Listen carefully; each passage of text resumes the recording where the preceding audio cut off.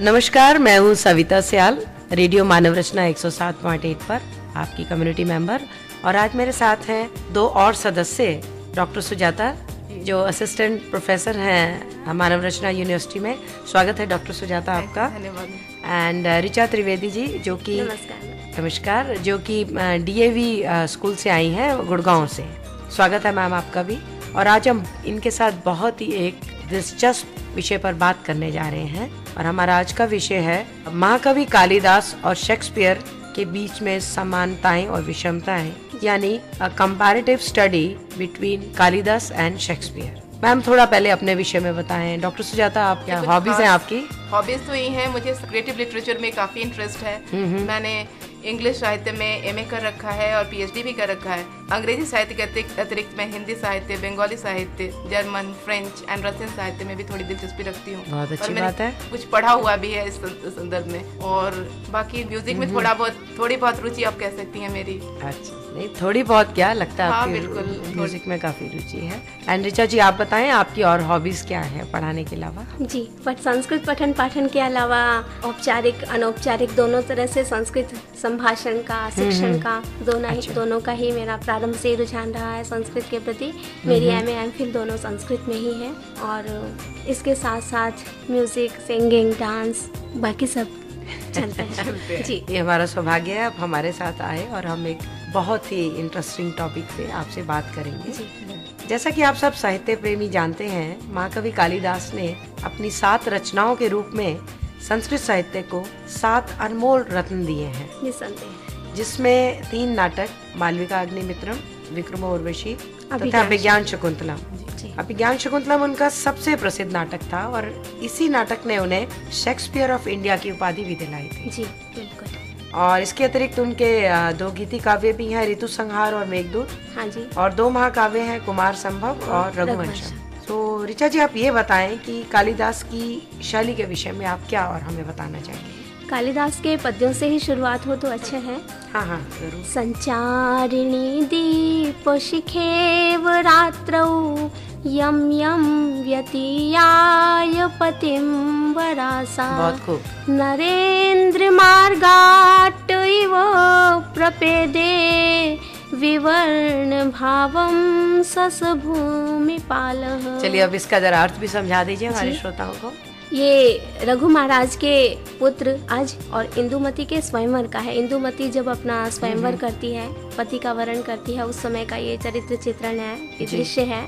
तो ये दीपशिखा की भांति, लौ की भांति इंदुमती को दर्शाया है कि जिस प्रकार रात्रि के अंधकार में दीपक की लौ प्रकाशित होती है, उसी प्रकार इंदुमती जब अपने स्वयंवर के लिए राजाओं के पास से होती जा रही थी तो सभी राजाओं के मुखों पे रात्रि के समान मलिनता आती जा रही थी।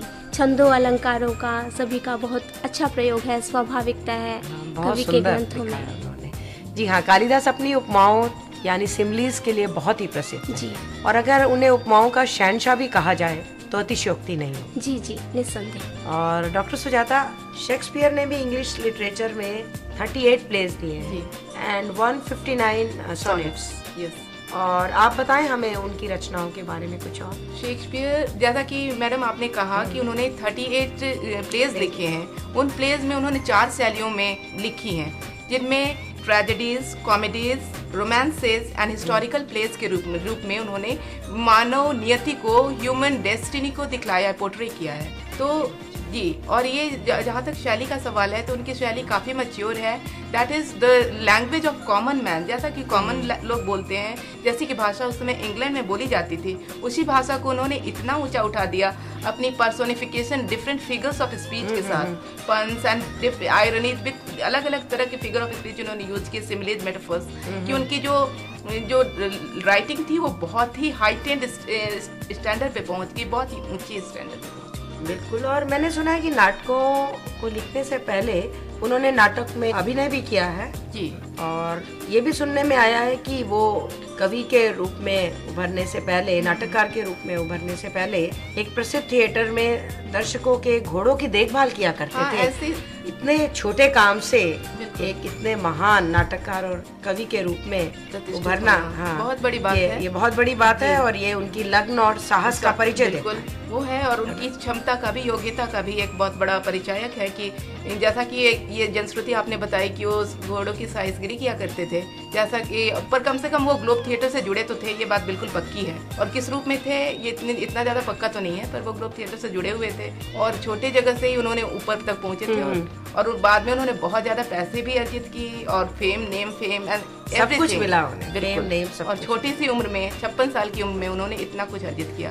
इससे बड़ा एग्जाम्पल क्या हो सकता है कि आदमी चाहे तो कुछ भी कर सकता है। अच्छा ऋचा जी, आप हमें बताएं कि कालिदास की सभी रचनाओं में उनका प्रकृति के प्रति प्रेम झलकता है जी, यहाँ तक कि अपने सशक्त शब्दों रूपी जहाज में वह पाठकों को बिठाकर उन्हें वन, उपमान, लताओं की न केवल सैर करवाते हैं अपितु उनके पात्र पेड़ पौधों से बात भी करते हैं। अभिज्ञान शकुंतलम में आप देखिए, वो अपना दुख दर्द कभी लता से बांट रही है, कभी किसी और पौधे से बात कर रही है। अब मुझे एक बात बताएं, क्या उनकी हर रचना में प्रकृति प्रेम झलकता है? कालिदास की सभी रचनाओं में प्रकृति प्रेम है। कालिदास ने प्रकृति को एक स्वतंत्र सत्ता के रूप में माना है और प्रकृति में मानवीय भावनाओं की बहुत ज्यादा संवेदना दिखाई है कि प्रकृति भी मानवीय भावनाओं से ओतप्रेत है। हम सुख दुख महसूस करते हैं तो प्रकृति भी हमारे साथ सुख दुख महसूस करती है। जैसे अभिज्ञान शाकुंतलम में उन्होंने शकुंतला की विदाई के समय दिखाया कि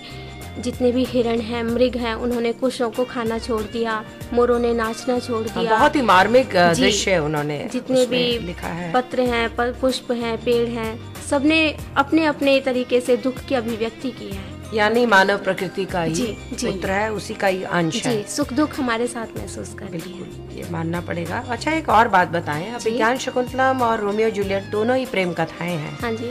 तो आपको लगता है कि कालिदास और शेक्सपियर ने इन प्रेम कथाओं को अलग अलग ढंग से बताया है? जी। तो बताएं इनमें क्या, दोनों में क्या डिफरेंस है? कुछ चीजें दोनों में स्वाभाविक तौर से एक जैसी हैं, जैसे शब्द सौष्ठव है, दोनों में स्वाभाविकता है, जो घटनाएं हैं उनको भी क्रमबद्ध तरीके से लिया गया है। शेक्सपियर ने अपने तरीके से, जैसे संस्कृत में छंद अलंकारों का कालिदास ने प्रयोग किया है, तो शेक्सपियर ने भी अपनी भाषा में अच्छे अच्छे शब्दों का प्रयोग किया है, तरह तरह की भाषाओं से लेकर के। लेकिन कालिदास की रचनाओं में दोनों में एक विशेष अंतर ये है कि कालिदास की रचनाओं का जो अंत है वो सुखांत है। जो पाठक हैं वो अच्छा प्रसन्नता महसूस करते हैं कि बीच में जो भी रहा, अंत में जो रहा, शुरू में जो रहा, सुख दुख जो भी आए, जो भी पात्र उसके हैं, सभी पात्रों के सुख दुख के समन्वय में अंत में सुख की ही प्राप्ति। इसीलिए उन्होंने शायद शकुंतला और दुष्यंत को मिलवाया भी है। उनका अंत सुखांत है।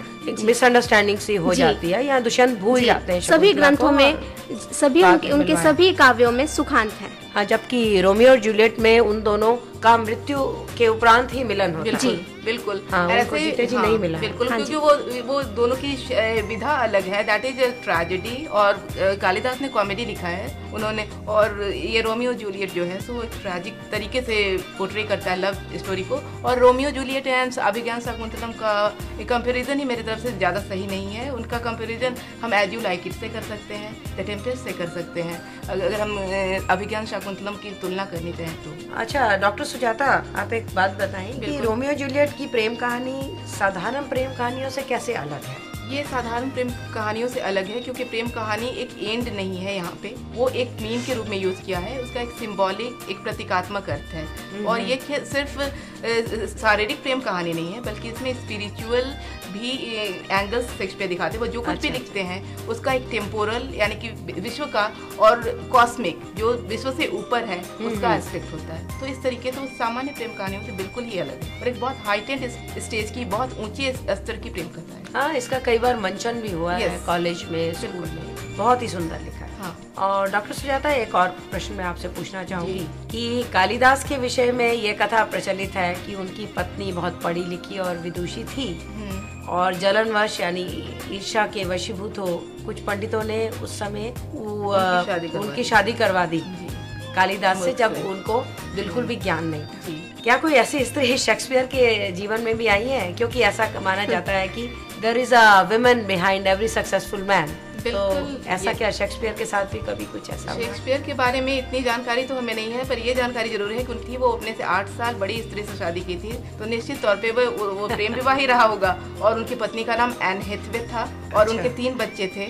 एक बड़ी बेटी का नाम सुसाना था और जूडिथ एंड हैमलेट उनके जुड़वा बच्चे थे, एक लड़का एक लड़की। अच्छा, तो 2 बेटियां एक बेटा? यस, 2 बेटियां और एक बेटा। क्या उन्होंने कहीं इस चीज का मेंशन किया कि उनकी पत्नी का सहयोग उनके लिए बहुत ही जीवन में बहुत ही? उनकी रचनाओं में ऐसा झलकता तो है, जैसे कि जब उनके जीवन में सुख होता है ज्यादा तो उनके हम कॉमेडीज देखते हैं। जब वो दुख से घिरते हैं, जब उनके पिता की मृत्यु हुई, उनके भाई की मृत्यु हुई, उनके बेटे की मृत्यु हुई, तो उन्होंने बहुत ही गंभीर ट्रेजेडीज लिखी हैं, जैसे कि मैकबेथ, किंग लियर, इस तरह की ट्रेजेडीज उभर करके आए हैं। तो इस तरह की उनके जीवन का जो पर्सनल लाइफ थी, उनके जीवन का रिफ्लेक्शन निकलता है, प्रतिध्वनि मिलती है, बिल्कुल उनका प्रतिबिंब मिलता है, बिल्कुल। और अगर उन्होंने पत्नी से उनका अच्छा रिलेशन नहीं हुआ था तो उन्होंने डेस्टिमोना का कैरेक्टर कैसे क्रिएट कर लिया? तो निश्चित तौर से अच्छे रिलेशन थे उनके, अच्छी मैरिज लाइफ रही उनकी, बिल्कुल।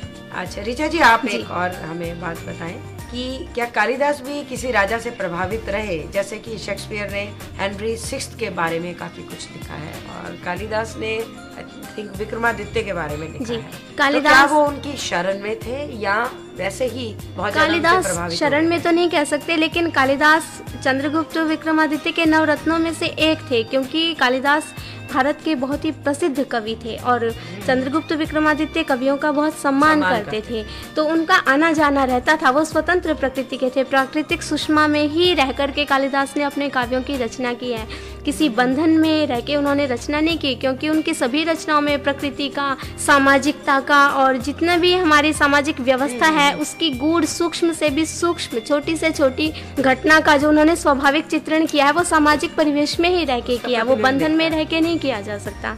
तो किसी राजा के आश्रय में वो नहीं रहे? राजा के आश्रय में रहे हैं, चंद्रगुप्त विक्रमादित्य के रहे हैं, लेकिन स्वतंत्र रूप से रहे हैं, बंधन कभी नहीं रहा उनके कि केवल उनकी स्तुति ही की। हाँ, नहीं, ऐसा नहीं रहा है। उन्होंने डिफरेंट को, जैसे रघुवंश में उन्होंने पूरे रघु के वंश को लिया। उनके हर एक नाटक में, महाकाव्य में, गीति काव्य में अलग अलग कैरेक्टर है, चरित्र सब में अलग। जी, स्वतंत्र है वो, बिल्कुल। लेखनी की स्वतंत्रता तो बहुत आवश्यक है। किसी स्पेशल किसी राजा की स्तुति में उन्होंने ऐसे अलग से गाने लिखा कि हम तुम्हारे अधीन रहते हैं तो हम तुम्हारी स्तुति करेंगे, ऐसा कालिदास के विषय में नहीं है। अच्छा सुजाता जी, एक बात बताएं कि हेनरी 6 के बारे में जब उन्होंने लिखा है तो क्या शेक्सपियर ने केवल उनकी अच्छाइयाँ भी लिखी है या he had been a critic of him also? He is a critic. He had never reproduced English history. उन्होंने जो हिस्टोरिक प्लेस लिखे हैं तो उन्होंने पॉलिटिकल प्लेस की तरह नहीं उसको लिखा है, बल्कि वो एक ह्यूमन प्लेस ही बना दिए गए। पॉलिटिकल हिस्ट्री को उन्होंने एक ह्यूमन डेस्टिनी को दिखाने वाले, उसके अच्छे और बुरे दोनों एस्पेक्ट को दिखाने वाले, पॉलिटिकल लाइफ में जो बुराइयां होती है, जो गंदगियां होती हैं, उसको रिफ्लेक्ट करते हुए बनाया है। तो ये बहुत सिवियर इंडाइटमेंट और सोशल ऑर्डर पर है। उन्होंने स्तुति तो की ही नहीं है। हाँ, जिस व्यक्ति में अच्छाई है उस व्यक्ति को उन्होंने दिखाया है, उसकी बुराई कॉम्प्लेक्स ह्यूमन बीइंग के रूप में उन्होंने प्रेजेंट किया है। हाँ, कि उनके पात्रों में अच्छाइयाँ भी हैं और बुराइयाँ, जैसा एक मनुष्य होता है आमतौर पर, वैसा ही। ये बहुत अच्छा है, इससे पाठकों को बहुत वो मिलता है कि जो पात्र उनके हैं वो उनके ही तरह हैं। बिल्कुल बिल्कुल, हम उनके साथ अपने आप को आइडेंटिफाई कर सकते हैं, हर कैरेक्टर के साथ। और कालिदास ने केवल संस्कृत में लिखा है, जबकि शेक्सपियर ने अंग्रेजी, जिसे पूरे विश्व की भाषा कहा जाता है, उसमें लिखा है। तो उनकी रचनाएं और देशों में भी पढ़ी गई। हाँ जी। तो ऋचा जी ये बताएं कि क्या कालिदास जी की रचनाएं भी और देशों में पढ़ी गई जैसे शेक्सपियर जी की पढ़ी? जी, कालिदास के लगभग सभी भाषाओं में अनुवाद हुआ है, जर्मन में और लगभग सभी भाषाओं में अनुवाद हुआ है, क्योंकि कालिदास भारत के बहुत प्रसिद्ध कवि हैं, लौकिक साहित्य के, वैदिक के तो नहीं, लौकिक साहित्य के प्रसिद्ध कवि हैं। क्योंकि संस्कृत लौकिक और वैदिक दो तरह से विभाजित है, तो सिर्फ लौकिक साहित्य, वैदिक की तो तुलना ही नहीं कर सकते हम वैदिक साहित्यकारों की, लेखककारों की, तो उनकी तुलना के समकक्ष तो कोई बैठता ही नहीं है। लौकिक साहित्य में कालिदास के लगभग बहुत सारी कई भाषाओं में अनुवाद हुआ है, क्योंकि फेमस कवि रहे हैं तो उनकी कृतियों को पढ़ने के लिए अनुवाद भी हुआ है। हाँ, तो अनुवाद जर्मन लैंग्वेज में तो काफी लोगों को मालूम है, और भी किसी भाषा में हुआ है जर्मन लैंग्वेज के अतिरिक्त? इतना विशेष रूप से नहीं कह सकती, फिर भी लगभग हुआ है, बहुत सारी भाषाओं में अनुवाद हुआ है। तो मुझे लग रहा है क्योंकि उनकी शैली, वैदर्भी उनकी रीति है, वैदर्भी शैली रही है, हिंदी में हुआ है, तो जितने अब हमारे देश में भी बहुत सारी भाषाएं हैं, जरूरी नहीं है हर कोई हिंदी से ही पढ़ता है, तो प्रांतीय भाषाएं हैं उनमें भी अनुवाद हुआ है। प्रांतीय भाषाओं में, प्रांतीय भाषाओं में भी अनुवाद।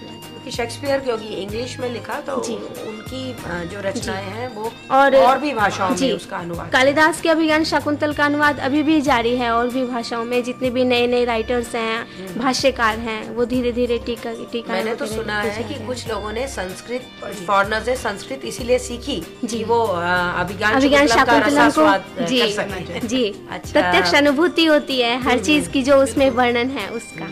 अच्छा सुजाता जी, शेक्सपियर ने व्यंग्य लिखे जैसे आपने बोला, उसमें कॉमेडी ऑफ एरर उनका बहुत ही फेमस है जिसमें दो मालिकों की और दो नौकरों की शक्ल मिलती है, और एक दिन गलती से एक नौकर दूसरे के घर पहुंच जाता है और बहुत कंफ्यूजन होता है, और वो कंफ्यूजन पढ़कर पाठक हंसी के मारे लोटपोट हो जाते हैं।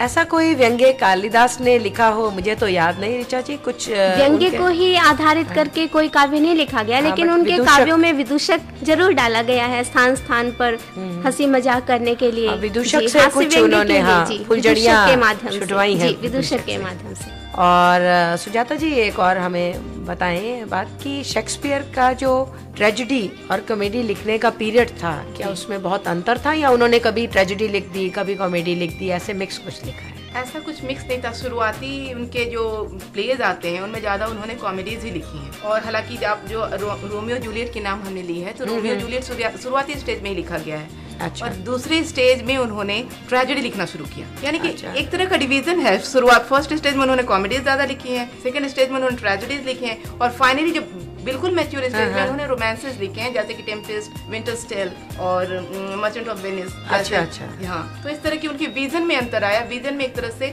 उत्थान, या जो आप कहेंगे मैच्योरिटी आती गई, एक डेवलपमेंट होता गया। तो उन्होंने ट्रेजेडीज जब लिखी तो एक साथ ट्रेजेडीज ही लिखी? हाँ बिल्कुल, ऐसा ही था कि एक क्लियर वाटर लाइन तो आप नहीं कह सकती, पर जनरली उन्होंने ट्रेजेडी एक ही पीरियड में लिखा, कॉमेडी एक ही पीरियड में लिखा। हालांकि कुछ कॉमेडीज उनके मैच्योर पीरियड में भी लिखे गए, और एक आध ट्रेजेडी उनके शुरुआती पीरियड में लिखे जाए, जैसा कि रोमियो जूलियट का नाम हमने लिया। हाँ। तो ऐसे ही हुआ है। और एक और डॉक्टर सुजाता, हमें ये बताएं कि शेक्सपियर की रचनाओं में महिलाओं और औरतों की क्या स्थिति दिखाई गई है, या औरत के वो किस दृष्टि से देखते थे? What was his vision? His vision। मैं एक कोटेशन यहाँ पे देना चाहूंगी पहले। जरूर। Frailty thy name is women। ये कोटेशन आया है हैमलेट में, और इसको पढ़ करके लोग कहते हैं कि ये it was women thy name is jealousy। No, frailty thy name is women। Okay, okay। That is Hamlet। Hamlet is telling that his mother, when his mother after the death of his father marries his uncle, तो वो कहते हैं कि औरत तुम कैसी हो, you are frailty। तो सब लोग सोचते हैं कि शेक्सपियर शायद महिलाओं को उसी दृष्टि से देखते हैं, पर वास्तव में ये स्थिति नहीं है। उन्होंने अगर महिलाओं को वैसे देखना होता तो उन्होंने वहाँ पे ओफिलिया का क्रिएशन कैसे कर दिया था। ओफिलिया जो सफर करती है हैमलेट के साथ साथ, वो हर बार मरती है, और फाइनली वो सेल्फ सेक्रीफाइस, प्रेम के लिए अपना बलिदान दे देती है। हाँ, तो ये सेक्रीफाइस तो दिखाई है। तो महिलाओं को उन्होंने हमेशा बहुत अच्छे से ट्रीट किया है, और उनकी कॉमेडीज के तो मेन कैरेक्टर्स ही महिलाएं हैं, तो आप ये कह ही नहीं सकती। बिल्कुल, जैसे ट्रेजेडीज में हीरो मेन होता है, तो कॉमेडीज में महिलाएं मेन हुआ करती हैं। जैसे कि एज यू लाइक इट में रोज़लिंड है, she is the man of this play, ऐसा कि कहा जाता है। और मर्चेंट ऑफ वेनिस में तो वो पोर्शिया का बहुत ज्यादा बिल्कुल, तो इम्पोर्टेंट रोल दिखाया है। कॉमेडीज में महिलाएं ज्यादा इम्पोर्टेंट पार्ट प्ले करती हैं पुरुषों की अपेक्षा, तो महिलाओं का बहुत अच्छा चित्रण किया उन्होंने। और ऋचा जी, आपका इस बारे में क्या कहना है कि क्या कालिदास जी ने सिर्फ औरत की सुंदरता की भरपूर प्रशंसा की है, या उसकी योग्यता को भी उन्होंने सम्मान दिया अपनी रचनाओं में? ऐसा नहीं है, योग्यता को भी सम्मान दिया है, और वैसे भी कालिदास के समय में स्त्रियों की दशा किसी परिचय की मोहताज नहीं है, क्योंकि स्वयं विद्योत्तमा का विदुषी होना उस समय में स्त्रियों की दशा का द्योतक है, क्योंकि विद्योत्तमा ने भी अपनी स्वेच्छा से ही विवाह की मंजूरी ली थी, और विद्योत्तमा स्वयं में विदुषी थी। इसका मतलब ये है कि स्त्रियों को भी पढ़ने लिखने का अधिकार था, पढ़ने लिखने का, अपना वर चुनने का उस समय में जो स्वयंवर की प्रथा थी वो भी उन्होंने दिखाई है कि स्त्रियां अपना वर्ण स्वयं कर सकती थी, आने जाने की, घूमने फिरने की, क्योंकि जो मालविका अग्निमित्र है उसमें भी जो जितनी भी आकाश से उनका सानुमति आदि जितनी भी उनकी परिचारिकाएं थी, सबका आना जाना, मिलना जुलना, हर तरह की स्वेच्छा थी उनको आवागमन करने की, पढ़ने की, शिक्षा की। स्त्रियों की स्थिति उस अच्छी समय में अच्छी थी और वो स्त्री का सम्मान भी करते थे। सम्मान करते थे। उन्होंने यथोचित सम्मान दिया है अपने काव्यों में स्त्रियों को। बिल्कुल जी। क्या आपको लगता है कि कालिदास की शकुंतला एक कमजोर औरत थी और इसलिए वो दुष्यंत का उन्होंने इंतजार किया बहुत ज्यादा, उन्होंने जो विरह की वो? कालिदास की शकुंतला कमजोर पात्र नहीं है, क्योंकि शकुंतला को जो कहना चाहिए था, जब और जितने भी ऋषि मुनियों के जो पुत्र थे जो साथ में भाई बंधु गए थे, जब दुष्यंत ने पूर्ण रूपेण अस्वीकार कर दिया कि मैं नहीं मानता कि ये मेरी पत्नी है, इस तरह से अस्वीकार कर दिया, तो शकुंतला ने खुद स्टेप उठाया ये कहने का कि मैं आपकी पत्नी हूँ, और उसने अंगूठी दिखाने का साहस किया। वो दुर्भाग्य था कि अंगूठी नहीं मिली, अन्यथा स्वयं शकुंतला ने भी इस बात को सामने रखने का, दुष्यंत के सामने एक राजा के समक्ष इस बात को प्रस्तुत करने का पूरा साहस दिखाया कि मतलब एक लड़की होने के नाते भी कि मैं इसकी अधिकारी हूँ आपकी पत्नी होने की, और आपने ऐसा किया है। उसने सरेआम पूरे राज दरबार में सभा में बोला है। स्वाभिमानी थी उनकी, वो स्वाभिमानी थी शकुंतला। वो अलग बात है कि बाद में मेनका ने अप्सरा के उससे उठवा लिया और ऋषि आश्रम में उसके पुत्र का पूरा पालन पोषण हुआ, वो अलग किया। लेकिन मतलब कालिदास भी स्त्री की सुंदरता के साथ साथ उसकी योग्यता का सम्मान करते थे। अंत में यही कहना होगा कि महाकवि कालिदास और शेक्सपियर दोनों ही साहित्य जगत के अनमोल हीरे हैं। दोनों की रचनाओं की चमक से साहित्य जगत आज भी जगमगा रहा है। जिस प्रकार दो हीरो की तुलना करना कठिन ही नहीं असंभव है। जी बिल्कुल असंभव है, क्योंकि दोनों की ही अपनी विशेषताएं हैं। तो इसलिए हम कहेंगे कि इन दो साहित्य जगत की महान हस्तियों की तुलना असंभव है। दोनों की अपनी विशेषताएं हैं, बिल्कुल दोनों अलग अलग समय के हैं। तो ऋचा जी और सुजाता जी, आप हमारे स्टूडियो में आए, आपने हमारे साथ अपना नॉलेज शेयर किया हमारे महान श्रोताओं को। दोनों महान कवियों और नाटककारों के विषय में बहुत सी सुंदर सुंदर बातें बनाई। इसके लिए आपका बहुत बहुत धन्यवाद। थैंक यू, बहुत बहुत धन्यवाद।